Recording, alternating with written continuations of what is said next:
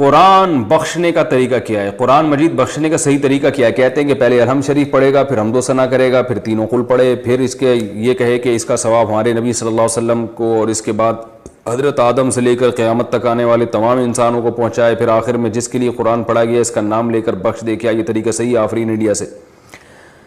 دیکھیں، قرآن بخشنے کا کوئی مخصوص طریقہ صحابہ سے ثابت نہیں ہے. صرف اتنا ثابت ہے کہ نبی صلی اللہ علیہ وسلم نے صدقہ کرنے کا حکم دیا ایک صحابیہ کو کہ وہ اپنی ماں کے لیے صدقہ کریں. تو اس سے علماء نے استدلال کیا کہ صدقہ بھی ایک نیکی ہے، تو کوئی بھی نیکی کسی کے لیے بھی کی جا سکتی ہے. تو بہتر تو یہی ہے کہ جس چیز کا حدیث میں صراحتاً ذکر ہے اسی کو فالو کریں، یعنی صدقات و خیرات کیا کریں میت کے لیے. لیکن کوئی قرآن یا کوئی اور نیکی پڑھ کے بھی اگر ایصال ثواب کرنا چاہتے ہیں تو بھی ٹھیک ہے. اس کا کوئی خاص طریقہ نہیں ہے، بس دل میں نیت کر لیں کہ اللہ اس کا ثواب فلاں کو پہنچے. باقی یہ جو کہا جاتا ہے پہلے الحمد شریف پھر فلاں پھر یہ، اس کا کوئی ثبوت نہیں ہے. کوئی بھی نیکی کسی بھی طریقے سے کی جا سکتی ہے اور دل میں یہ دعا کی جا سکتی ہے اللہ اس کا ثواب فلاں کو پہنچا دے. رہا یہ مسئلہ کہ اتنے ساروں کو پہنچا دے، آدم علیہ السلام سے لے کر فلاں لوگوں تک، پھر تمام پیغمبروں تک، صحابہ تک، تو یہ بھی جائز ہے کیونکہ ناجائز ہونے کی کوئی دلیل نہیں ہے. لیکن اس میں علماء کی دو رائے ہیں. بعض علماء یہ کہتے ہیں کہ ثواب تقسیم ہو کے پہنچتا ہے، تو جتنے لوگوں کو شامل کریں گے ثواب ڈیوائیڈ ہو جائے گا. اور بعض کی رائے یہ نہیں کہ نہیں تقسیم نہیں ہوتا بلکہ ہر ایک کو پورا پہنچتا ہے. تو ان میں سے کسی بھی مسلک پہ کوئی مضبوط قرآن و سنت سے دلیل کسی کے پاس نہیں ہے. کہ اللہ کی رحمت سے امید کی جا سکتی ہے کہ اللہ سب کو سارا ہی ثواب پہنچا دیں، اللہ چاہیں تو ڈیوائیڈ کر کے پہنچا دیں. تو اس لیے کوئی ایسا خاص طریقہ نہیں ہے، جس طرح سے چاہیں کر لیں آپ. میرا جو اپنا معمول ہے میں تو یہی کرتا ہوں کہ ایک تو صدقات و خیرات کو فوکس کرتا ہوں. جو میرا جو معمول ہے کہ جو میت کے لیے جو حدیث میں جو چیز منصوص ہے، جو متفقون علیہ، اور اگر قرآن پڑھ کے کرنا چاہیں تو دل میں بس اتنی نیت کہ سورہ فاتحہ پڑھی یا کوئی بھی سورت پڑھ لی، اللہ اس کا ثواب فلاں کو پہنچے، تو سب طریقے ٹھیک ہیں. وہ تو نہیں رہ رہے.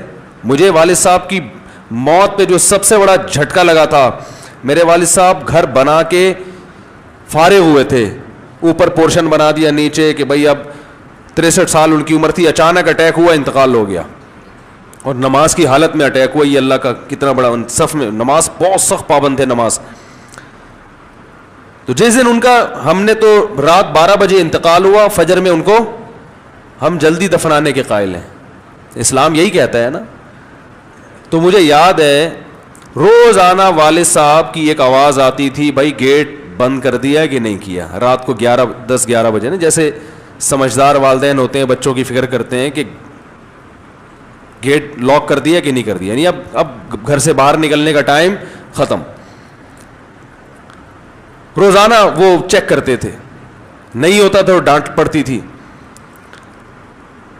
ان کا حق تھا کہ بھائی گھر بنایا میں نے تو محفوظ ہے یا نہیں، آپ سب اندر آ گئے ہو، باہر آوارہ گردی تو نہیں کر رہا کوئی.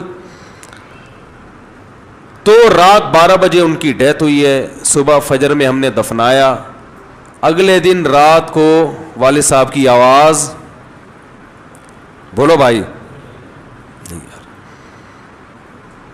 آواز نہیں. ہم اس آواز کو سننے کو دل چاہ رہا تھا. کوئی ہم سے کہے کہ گیٹ بند کر دیا کہ نہیں کر دیا.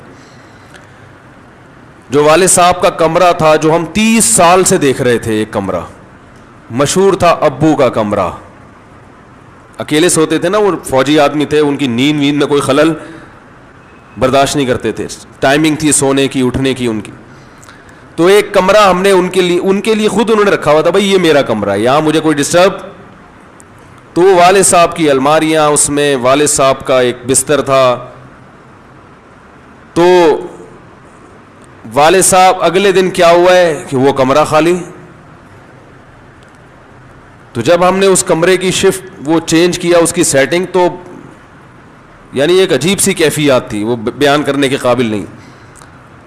انسان کو عبرت کے دنیا میں اللہ نے بہت سارے نمونے دکھائے ہیں. بھائی یہ کسی کا، یہ دنیا بڑی بے وفا ہے، خدا کی قسم. ایک سیکنڈ میں منہ میں پھیرتی ہے. یہ جس نے بنایا، جس نے انویسٹ کیا، ٹھیک ہے ان کی نیت یہ تھی ہمارے لیے نیت، لیکن اگر ایک آپ کے لیے اتنا ہے تو خود بھی تو رہنے کا حق بنتا ہے کہ نہیں بنتا؟ دنیا نہیں مانتی. زندگی سے بڑی بے وفا چیز دنیا میں اللہ نے پیدا نہیں کی ہے. اور یہ بار بار قرآن کہہ رہا ہے متاع الغرور، دھوکے کا گھر، دھوکے کا گھر، دھوکے کا گھر. بیماری کی وجہ سے آنکھ سے نکلنے والے پانی کا حکم. واصف بلال حیدرآباد انڈیا سے پوچھتے ہیں ہم نے سنا ہے کہ آشوب چشم کی بیماری کی وجہ سے آنکھ سے جو پانی نکلتا ہے اس کی وجہ سے نماز نہیں ہوتی، اگر وہی پانی ہم رومال سے پہنچ کر جیب میں رکھ لیں تو کیا اس سے بھی نماز نہیں ہوتی؟ بھائی یہ غلط سنا ہے آپ نے، اس سے نماز پہ کوئی فرق نہیں پڑتا. پانی نکلتا ہو آپ نے پہنچ کے رومال جیب میں رکھ لیا تو اس سے کچھ فرق نہیں پڑتا، نماز ہو جائے گی.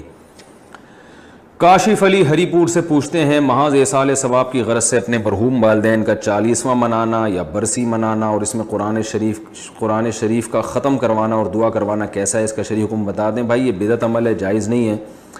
شریعت میں جن چیزوں میں اجتماع نہیں ہے ان میں اجتماع ناجائز ہے.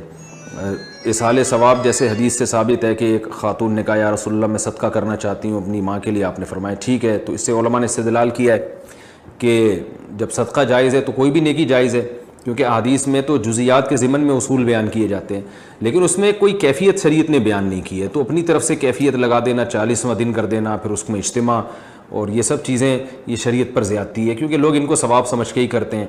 تو جو جہاں ہے وہاں سے میت کے لیے دعا کر سکتا ہے، صدقات و خیرات کر سکتا ہے، قرآن پڑھنا چاہے تو قرآن بھی پڑھ سکتا ہے. اس میں اجتماع بہرحال بدعت ہے. آپ نے کبھی سنا حضرت ابو بکر کا انتقال ہوا تو ان کا سویم ہوا ہو، 40واں ہوا ہو؟ حضرت ابو ہریرہ کا انتقال ہوا تو کسی نے سویم کیا، ان کا 40واں کیا ہو؟ کبھی سنا آپ نے؟ یا حضرت عمر کی شہادت ہوئی تو ان کا سویم یا 40واں ہو رہا ہے یا تمبو لگا کے قرآن خوانی ہو رہی ہے؟ کبھی بھی نہیں سنا ہوگا آپ نے، نہ اسلاف کے بارے میں نہ محدثین کے بارے میں. تو یہ تو ایک ہندوستان میں ایک چیز شروع ہوئی ہے جس کو